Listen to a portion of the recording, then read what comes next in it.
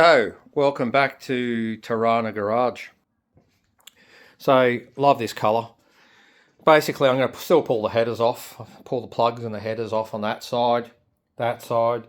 I'll drop the water, I'll take the radiator, I'll start taking all the cables off, doing all that sort of jazz, getting this motor ready to be pulled out, and then when the hoist is back, I can, put it back on and do the box. And then yeah, we should be able to pull the motor out, which is great. So anyway, let's get into this situation. Oh, anyone who's worked in a Tirana engine bay will know that it's not amazing for room. It's not like a HQ where pretty much it looks like you're on a lounge chair or something. The amount of room that's in there, but it's not too bad. I mean, look at that. That's, I don't know if you can see that, but that spark plug boot sock covered in oil. That's crazy. Like, there's oil just coming out of more places than I can imagine. I don't even think these rocker covers are really sealing up, valve covers or whatever you want to call them. But I'll probably leave the plugs, I suppose. Pull these cables out. There's another one at the back here. Look at that. That's just gross. And then let's just take all of this off, because at the end of the day, we don't need them here. So, disconnect, plugs. Have a look at that. That, like, I don't know if you can see that. That is saturated in oil on that plug. And that's spark plug 1, 3, 5, I don't know, 7 or something like that. But anyway, that one plug there, for some reason, there's some sort of oil coming out of that area as well. So it's not just the rear main. So beats me why that one plug and where that oil's coming from, but I'm sort of just wondering, do I have a leak from the valve cover here, or is it blowing back up through that dipstick? I mean, who the bloody hell knows? One thing I know for sure is, God, I hate oil leaks. I mean, surely everyone hates oil leaks, but when you have them, it really sucks. I think we're dealing with a 13 mil. Let's see if I'm right. 13 mil spanners. Oh, look at that. It's absolutely not a 13. That was really good guessing by me. Let's see. Yeah, 11. Wasn't far off, really, was I? So, these aren't too bad to get to be honest. I don't find. They line up really well, which is awesome. The headers and the gaskets line up really well on this car, and I never found it to be too much of an issue to get these undone. Although the one with the dipstick's a bit of a bastard, because it's kind of crammed.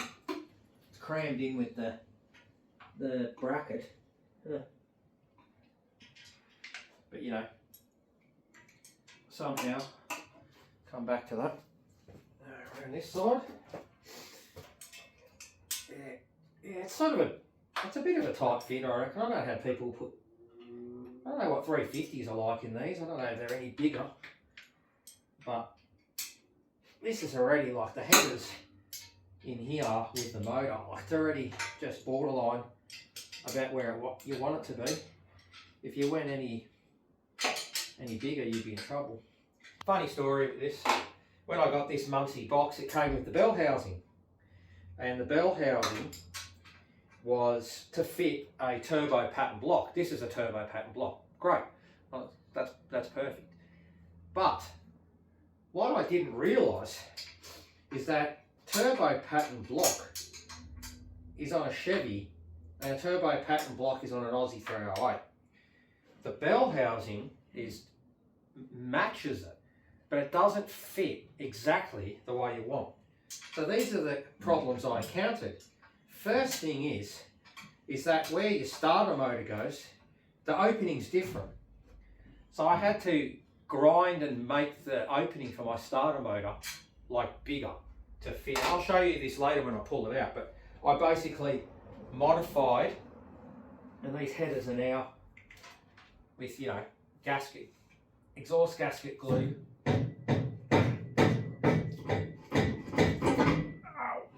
Hand trapped, got it. So yeah, so basically I had to modify the starter motor opening. But then you can't have, like, you can't get a dust cover for underneath the way the bell head's a full bell housing. It's not a like a, you know, the other bell housings, they've got the cutout and then you have the dust cover go under. This is a full bell housing, but then it's just got a little void at the bottom. So then I found myself making a cover for it. But it gets better. Then I go to mount it and I realise it doesn't have a provision or an indent in it to allow extractors. So now I've got this bell housing that needs quite a decent scoop in it for extractors to run in. I'm like, what do I do here? Like, I've got this bell housing, do I make it work? And me being me, I just like to try and make things work and fabricate stuff. I don't see the reason in going out and buying another $600 bell housing when I can just make it work. And I did. I actually cut out the area where the starter motor's got to go, and I turned the metal around, and then I sort of put it back in a scoop, and I did all this stuff. I have to show you. It's pretty crazy, but at the end of the day, I reckon I spent a good day going back and forth from under the car, back to the, you know, back to the bench, back to the car, back to the bench, just slowly taking bits of material out and adding a bit and getting it to work. And eventually I got it to work perfectly. And when you go under the car, you'll never know. I mean, I went over the pits, and even the inspectors, they didn't even realise like what I'd done. They couldn't see it. I did it in a way so that it looked like it was completely sealed up. So it did the job, and it works. So that was a bit of a win for me. But you know, these are the things that you discover trying to get these bolts out with these fat hands is not easy. That one's going to be a real bum. This one here is absolutely, the dipstick one is just crazy. I'm trying to think how I can't even remember how I got that bolt in and out. It's like, can you fit your spanner in there? I don't know. I wish one of you guys were here with me so you could bloody do the rest of them. Anyway, who doesn't love getting their hands squashed in the engine bay?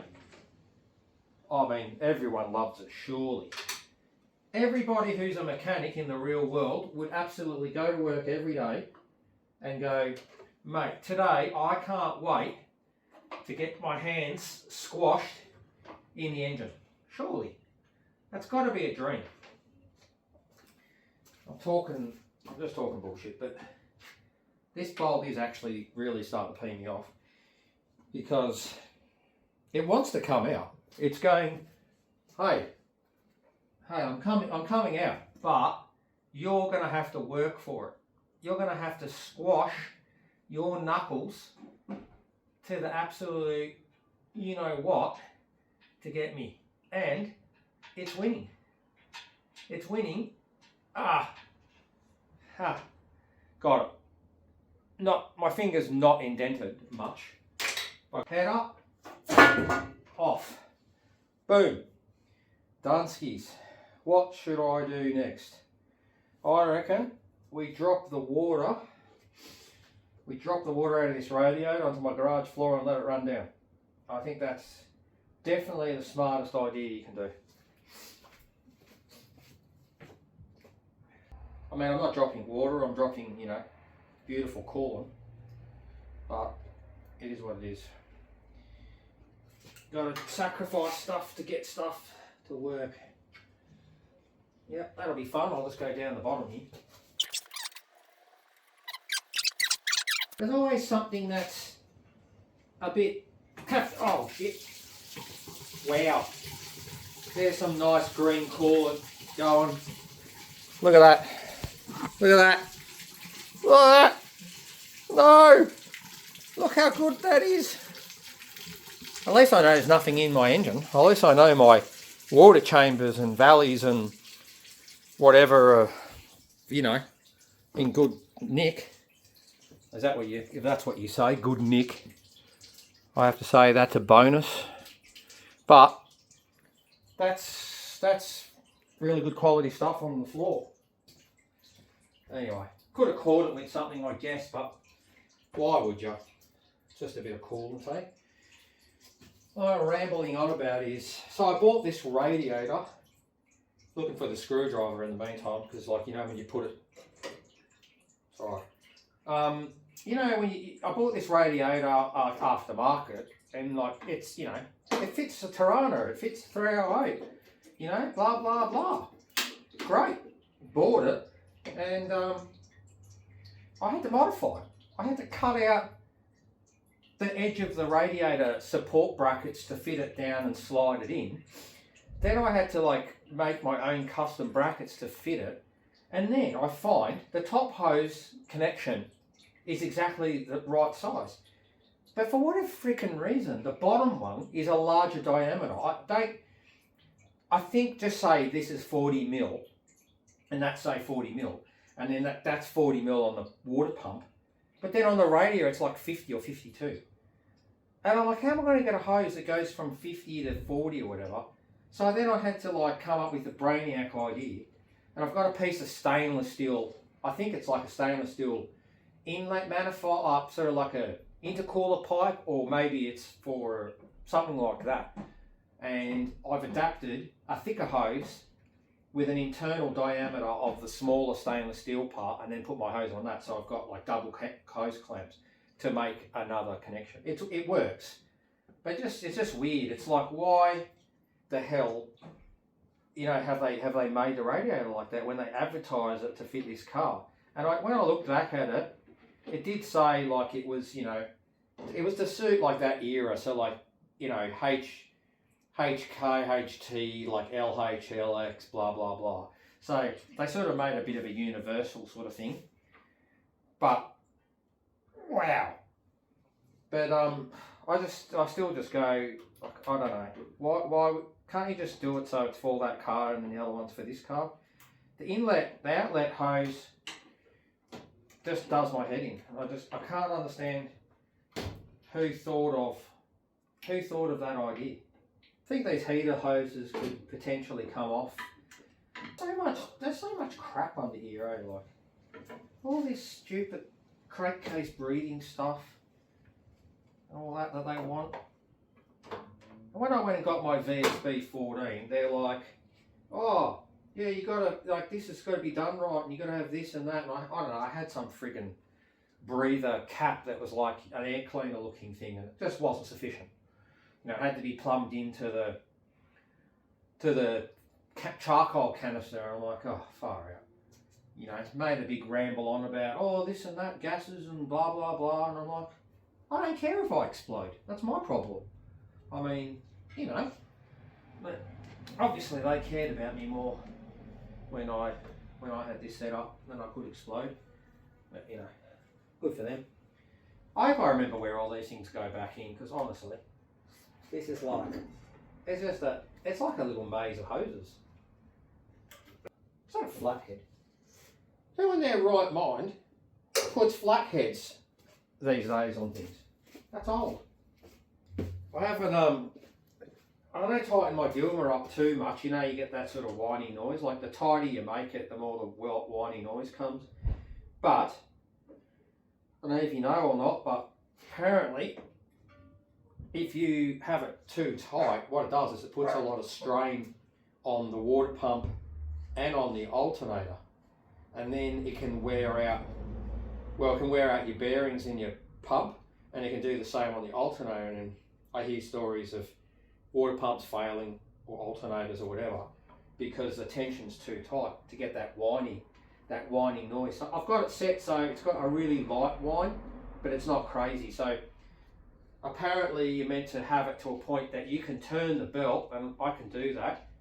You can turn the belt with your hand, like, pretty much that way. So the belt's flat and you can turn the belt like that with your hand. That's about the tension they say you should have, and it's enough, and it works. I guess that when you start going tighter than that, then you get more noise, and it sounds like you got a supercharger, but your car's not going to go any faster. And then you're just going to wear parts out. And man, this friggin' hose, these hoses are crazy on. Crazy. I'm going to take this off because it's going to give me more room. Here's another crazy mock-up you're going to see. Cooking. What an amazing set of Allen keys. Honestly, I've got that many Allen keys, it's ridiculous. And then I go and pull out this ancient history. Doesn't even fit. Why would I even pull that out of the box? Like, that's clever. He goes to his T1s. Bet you $1 million. If I get this, oh, what a legend. Can't even get that right. Oh, bro. Bro. What the hell size air cleaner thing did I put on that? Oh, righto. I'm mucking around now. Not mucking around. Just pull out the king chromies. Pull out the king chromes. Drop the screwdriver down. Look at this. What? This is what happens when you lend stuff to people. They lose your Allen keys. And, oh. So I get a whole packet of Allen keys and I pull out the first Allen key and just get it. Okay. That's what happens. Look at this. Yeah. Shit, I'm going to get some haters on this one. This is me getting desperate. This is called, I didn't have a scoop and I wanted the air cleaner coming out of the bonnet effect, and manifold's too small, which is something I think I'm going to change to a high rise, but obviously to get this achievement, you ready for this? This is ingenious. Boom. PVC pipe, bro. PVC pipe. As a spacer. Oh, what it did do, funny enough, is I noticed when I did this, I started getting like, I don't know, maybe it was making it run like leaner. So it wasn't running as good. Oh, why am I doing that? That's pretty much never going to go back on, honestly. That'll never go back on, I promise you. So this is a 650 double pumper Holley spread ball mechanical secondaries with no choke. It's got a choke, but it's not on it. I didn't do it. It's how it came, and why they took the choke off, I don't know. But it's not a problem. This car's pretty good with running. It sort of does the job. But this carby, I don't think will go back on this engine. This carby's had its day. I'm going to try and get these hoses off. I don't want to see anything on the roof because my roof is just perfect. These hoses are pretty damn tight on here. So let's see if we can squishy them. Squishy. 15? Oh, look at that. 15 mil. It's fucking on the money. What have I got the money? I brought a 17 just in case I stuffed it. But I got it. So, how on earth he come off here? That out of the, oh, what the hell's going on there? Oh, wow. Oh, yeah. Oh, yeah. That's going there. And then I've got that junk. Alright. That's that cabling. Which goes down to the starter motor, so I'll have to undo that at some point. That's fine. What else we got going here? I think I need a 10. Oh, and I'll show you my specially made spanner. Yeah, this is good, this one. Made this spanner. It's my 9/16 spanner. You see that? I shaved one side of it because on this carby it's got one bolt over here and it's in the stupidest place. It's like, yeah, it's tucked inside there. I'll move this spring. it's tucked inside there. And yeah, the only way I could do it is I made my own spanner with a flat bit, and it allows me to like get in there and undo it. And then I had no problems. Now, fuel line off, which always is fun because you can watch the fuel go everywhere. Watch, especially in today's price. I've probably already lost like $10 just from what's dropped on the floor. Okay, off, off, off. Wow.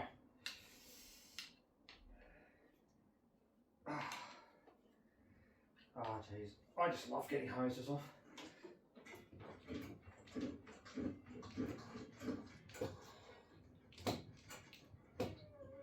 Do the old turn your head away. There goes another $1.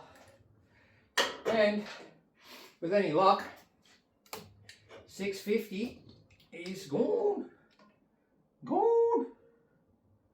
There it is. Better get that nut before I lose it.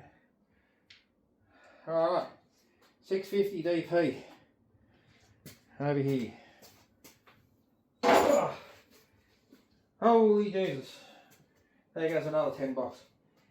So that's off. As you can see, it's like, it's made for a spread bore because it's got, that's what spread bore is. One part of the manifold at the bottom, that's not meant to be there, is got a larger hole, 2 large holes, 2 small holes. Whereas I think square bore is, I think all 4 holes are the same size on a square bore. And it's, I think they're lined up like 1, 2, 3, 4, whereas spread bore is like small, big, but just a bit sort of different in the design.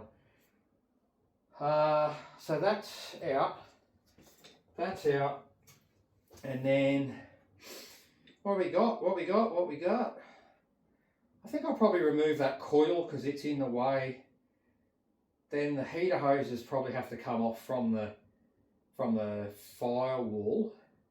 I've got a few cables. And then I think realistically there should be no reason why this is sort of not ready to go. I think I should remove the radio now.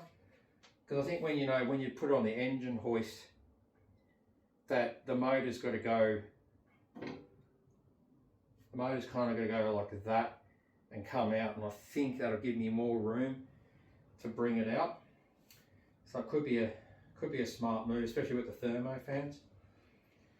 You know, maybe I shouldn't cut corners and I should just pull it out. I don't know. Anyway, guys, I think that's it for today's video. I think when we come back to the next video, I will keep going with pulling out everything else that needs to be taken off this, so this motor just sits in here, ready to go. And I'll fit the base plate on it and everything to the engine hoist. And then hopefully my hoist is fixed. And then I'll get it back on there, and we can then take the gearbox out.